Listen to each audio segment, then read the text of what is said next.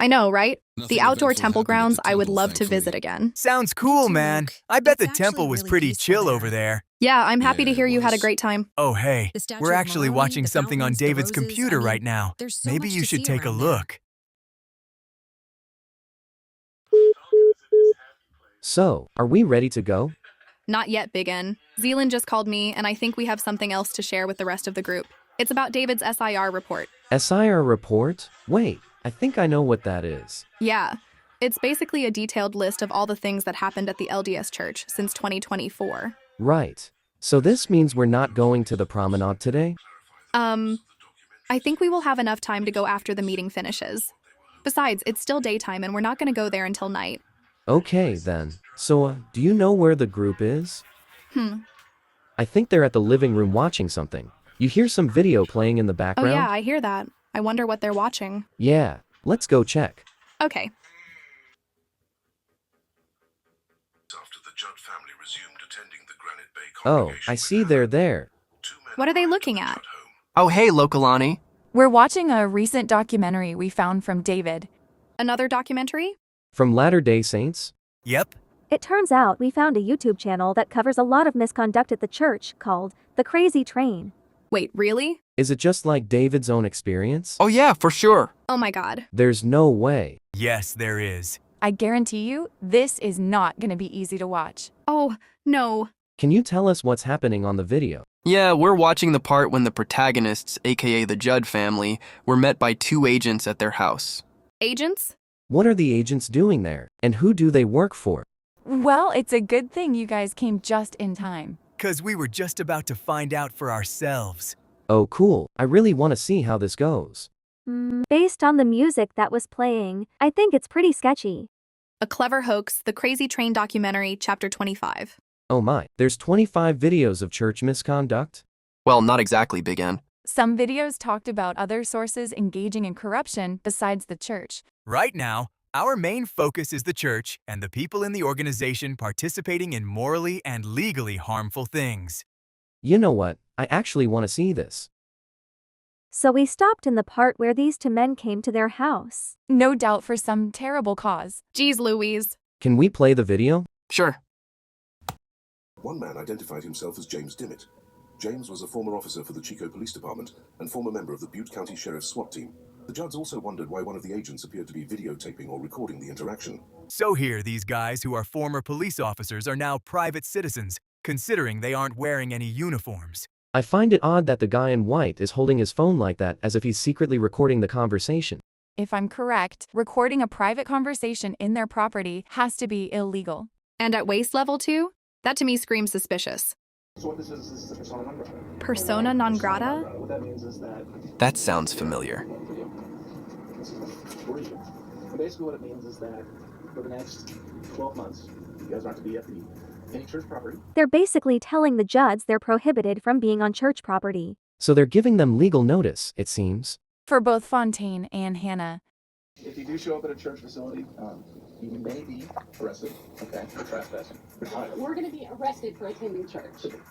As soon as he said he represented the church, I knew it was a lie. He did not represent our church. Okay, I can understand anyone having the property right to exclude anyone from their land, but this former officer says he represents the church? How?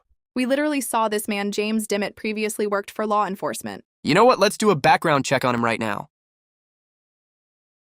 And it turns out he's not. In fact, he never was a lawyer. If you look more up, he mainly works at the California Department of Developmental Services as a captain. So if this guy claims he represents the church while acting like a lawyer despite him never licensed, then I believe he's committing UPL. Yeah. Yes. Sure. I think he's like holding himself out or something. Are you a member of the Church of Jesus Christ of Latter-day Saints? Yeah, what would you go to? Let's not worry about that. Yeah, let's go ahead and worry about that. Oh, and he's a church member. I'm just Okay. serving it. These two guys knew what they were doing was wrong. They knew we don't kick people out of church. We don't ban families from attending. In the Church of Jesus Christ, They could ban them if there for is a some time concern if with they're a member, disruptive in church the leaders operations, if conduct I what is remember known as a correctly. membership council. That's why they have a membership council and the repentance process as part of the church's legal mission. Legal mission? I meant the nonprofit's religious purpose. Oh. And what was the purpose again? Invite all to come unto unto Christ. Whoa. Obviously, this is a letter that comes from church headquarters. Which would be in Utah. We're just the messengers. If they were just the delivery service, then why were they intimately familiar with the contents of the letter? Why were they reading my mail? Why were they privy to this confidential information?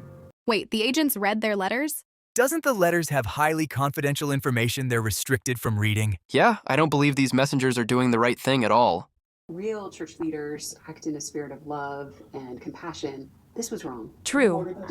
This is the church, not the church. So apparently the church told these two to do what they're doing right now, even if it might contradict the church's official mission. No doubt. The men claimed they were acting on behalf of church leaders. Oh, now after they they said left, they were acting on the judge behalf had more of, well, questions not the than church, answers. but church leadership? Welp, it looks like Big N was right. This definitely seems like a UPL. And they don't even know who they're representing here. First, it was the nonprofit. Then they're saying it's the leadership who are basically volunteers called to serve. Pathetic. I gotta read the letter now. A threatening letter. Oh my god. This is gonna go down hard. After the men left, the judge reviewed the letter they had delivered. Mr. and Mrs. Judd, we represent the Church of Jesus Christ of Latter-day Saints. No, they don't. Actually, to our knowledge, Curtin McConkey is the one able to represent the church in an attorney-client sense. That's the church's external legal counsel. I wonder if this letter actually came from the law firm we all know about. This letter is to inform you that Curtin McConkey! Oh my god, it's them! you are prohibited from attending any meetings or entering any property owned, controlled, or associated with the church, wherever located. Associated and controlled? What does that mean exactly? I think when they have like a permit reservation contract or a lease. Yes, Tim, but what about when an event happens at a third-party space, like a park or something, and none of those instruments exist? Are they not allowed to be on that property, let alone attend that event? Are you saying if their implied license wasn't revoked yet? Yes, exactly. Oh. This to me seems less like a trespass notice and more of an illegal threat. You are also prohibited from contacting any leader, missionary, or employee of the church. Okay, whether pause by right phone, there. Curtin McConkey is preventing them from talking to people at church? What the hell? Like they're saying the church has the authority to revoke people's free will to talk freely with them or something, even if the people themselves didn't make their own choice of doing that. I mean, what if a missionary approaches the two to talk to them about something? This is definitely unenforceable. Especially the part about contacting the law firm. Like, if I was human, I would want to contact the law firm to ask about these broad, questionable restrictions. See, Tim? Curtin McConkey is nothing more than a big bully. Oh, yes. Your immediate compliance is required. No Forget way. it. If you come onto the property described above, including our law firm, or contact leaders, employees, workers, or this law firm in violation of these restrictions, we will contact police, and you may be subject to arrest and prosecution, as well as additional restrictions for... Okay, let's stop right there and just read what this threatening letter says. So Curtin freaking McConkey is telling the judge that if they were to enter a non-church property that might have an event there and they were to enter that property, not being disruptive or anything, they're gonna try to say they're trespassing. And as for the contact part, if any one of those groups of people chooses to talk to Fontaine and Hannah with their own free will, meaning it's a two-way, consensual conversation, then they're going to be reported to law enforcement? Something tells me this was all conspired by Curtin McConkey and those two agents, to send them this letter containing coercive demands. That's what I was thinking. Same. Sincerely, Curtin McConkey. I don't think this letter actually bears any weight. No, because It's just a threat. The judge was skeptical of the validity of the letter. I mean, why wouldn't they? Curtin McConkey is so vague that no one can really consider what land or people they're not allowed to visit or talk to. You know, anything is so unreasonably vague like the Colander v. Lawson case from 1983, then it has to be legally void. In other words, the void for vagueness doctrine. Honestly, Curtin McConkey and those two agents may have sent this letter as a scare tactic. Hannah and Fontaine reviewed their past communications with Alan Smith. That's their We'd stake received president. Suspicious letters from Alan Smith before. He had claimed to be carrying out directives from the First Presidency and the Quorum of the 12 Apostles.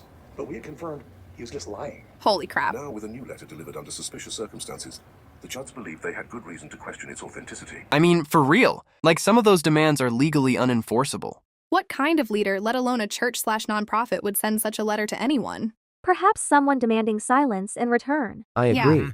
Why was he so worried that we could attending church? Because he's a coward, he's been based doing on what bad he things. allegedly did. That He makes doesn't wanna sense, get given that dumb letter. They had 5 main reasons to believe it was not legitimate. First, the letter said it was delivered via certified mail, but that was not true. Via certified mail? What does that mean? Let's look it up. A mailing service offered by USPS that gives you proof of mailing and delivery. It says here, anyone can send certified mail. Here explains the steps about how to actually send certified mail via the postal system. Step 1. Get the forms. Step 2. Fill out and attach. Step 3. Pay and save receipt. Certified mail is only a USPS feature, by the way. And if it was really certified mail, why were these two guys handling it and not USPS? Maybe because the two knew what they were doing was wrong and the letter contained threatening demands, so they try to convince the Judds that this was a legit notice, avoiding inspection from USPS probably. Oh my goodness, that's wild. Considering they live in California, likely at Granite Bay, I found this specific code right here, CCB 1013. It summarizes that for service by mail to be legally valid, documents must be deposited in a USPS facility sealed, postage paid, addressed to the person getting the letter. Wait, I think this only applies to pending court cases, and right now there isn't one. Yeah, so the certified claim is completely inaccurate. And if it's inaccurate, what does that mean? That this could very well be intentional misrepresentation, if not fraud. Whoa. Oh my God. Wow. It wasn't even sealed, nor did we sign anything saying that we had received it, nor did they even confirm that we were Hannah and Fontaine. So how do they know they even had the right people? Because they read the contents of the letter. Oh, you know they did. And the Judds didn't sign anything either? On certified mail? And there's no USPS fee or any federal barcodes? Was it even processed in the federal mail system? I doubt it. I don't see any of that here. Let's see the other main reasons. Second, the letter itself was not signed by anybody. Oh, Who of wrote course. this? Why wouldn't This they? weird Absolute anonymity cowardly thing in case behavior. Someone was trying to hide something. I think this should be something worth reading. The third concern was that the letter demanded the Judds not talk to any church leaders. My parents are leaders in the church. Was I going to get arrested for talking to my own parents? Unless a restraining order exists, no. Imagine intimidating someone from talking to your own parents or any other family member. Wow. That's just sick. This kind of reminds me of Macy Neely's ex-boyfriend, Dick. Fourth, the letter said the Judds were prohibited from accessing any church property. How was I supposed to know every church owned property and to avoid them? The church owns malls and stores and farms and buildings not clearly labeled church property. Was I going to get arrested if I went to Salt Lake City? Yes, the church is a private entity that holds the right to exclude others from its land. However, I think it gets really messy when no specific addresses are met on the letter. So it's basically a global ban with no real way of identifying what specific properties are forbidden. Yeah, it's like a scary guessing game for the Judds. If I'm correct, little X, aren't trespass notices and letters supposed to provide fair notice? Oh, you must be talking about mens rea or criminal intent. Right. I think what this means is that the Judds are supposed to be fully aware about a church-owned land and enter without permission, or being on land first not knowing it was church property and refusing to leave after being asked to. In court rulings, they would always use the reasonable person standard and they would look at what an objective ordinary person would know under the same circumstances. Fontaine has a good point. Like he wouldn't know what land is owned by the church unless its name is seen in plain view. Invisible to the public, basically. Fifth, the ban letter mentioned the Judds' behavior, but gave no specifics as to what they had done, or what they needed to change, or why the letter had been issued in the first place. Our church does not believe in banning people, and it certainly doesn't teach to shun people. Nothing about this letter was in line with what our religion teaches. I guess the church could technically ban someone if they are disruptive in church operations for some time, or if they committed serious sins. AKA disciplinary council. Saraya is right. There are membership councils in the church according to the church's general handbook. I remember it was just updated and issued by the highest church authorities in March. This is basically an official operational blueprint of how the nonprofit is supposed to operate. It dictates all the policies and guidelines about what members, visitors, and leaders have to do. So it's like a governing document then. Yep. It's a document that was issued by the First Presidency and the Quorum of the 12 Apostles. They are the ones with the authority to review, approve, and issue the handbook, as well as to update it and make exceptions. So whatever the general handbook says, it's final, right? Yes, unless if there's a new policy change or an exception from the First Presidency. Cool. That evening when they got home, the Wait! What? What's wrong? I actually found a sixth main reason about the letter, SB 602. Oh, I know what you're talking about, Loke. The notarization. Thanks for reminding me. So it says unnotarized trespass notices are unenforceable and need to be validated by an active commissioned notary public. And here, there's no notarization nor a signature. All there is just the logo of the law firm and another typed on the bottom. Yep. Exactly. The Judds found an invitation taped to their door, inviting them to come to church. We are the local sister missionaries, and we share messages about hope and light. Wow. We would love to meet you. That's what real representatives do. They invite you to church. That's because they're obeying their code of conduct and the church's stated mission. Invite all to come unto Christ. Yeah, at least they're participating in the best interest for the nonprofit, unlike the rogue agents we've seen. Valid. So the next day, the family got dressed and decided to attend church like normal. However, while they were driving, they got a call from their oldest son, Caleb, who had arrived at church a few minutes before them with his sister. The guys are guarding the doors. According to Caleb and his sister Superstar, the same two men who had showed up at the Judd home were now at the church and appeared to be guarding the doors. And that's where the video wraps up. You get the idea. These two messengers are now at the nonprofit, probably waiting for the Judds. Yeah. I love how they ended on a cliffhanger. We were just about to watch how it all played out when... Don't worry, Local Lonnie. We got you covered right here. Oh my god. I just hope Tripp and Zealand will arrive on time to see this. Yeah, they're missing so much. Should we watch the video then? Let's do it.